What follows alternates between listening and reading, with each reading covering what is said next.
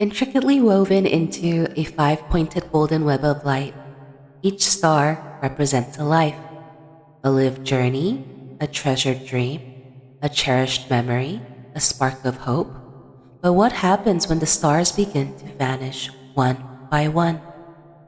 Who will be left to remember us when the stories they carry fade from existence? Because the truth is this: a life only truly ends when it is forgotten.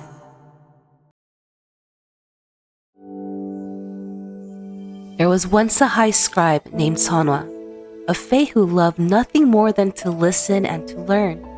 While others followed their duties with diligence, she was drawn to the grand library, losing herself in tales of merchants from the Far East and books smuggled from the realms unknown beneath moonlit markets. One evening, Sonhwa looked up from her favorite light novel to an unsettling sight.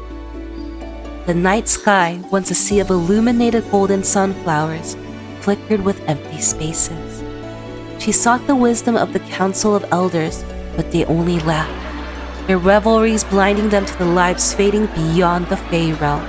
Determined, Sonhwa turned to the forbidden archives, where she discovered a holy seed sealed behind ancient Fey magic. It was the only force powerful enough to preserve the stars. But it could not take root in the land of Fey. It had to be planted in the world of humans. To break the seal was to defy the laws of her kind. To leave it untouched was to watch the heavens darken for eternity. She steadied herself, murmured an incantation, and the enchantment shattered. The seed pulsed warm and alive in her trembling grasp. There was no turning back. She fled in the deepest hours of the night until she reached the threshold between worlds. One more step meant exile. One more step meant erasure from everything she had ever known. She hesitated only for a moment. Then, with the weight of every life yet to be remembered, she stepped forward.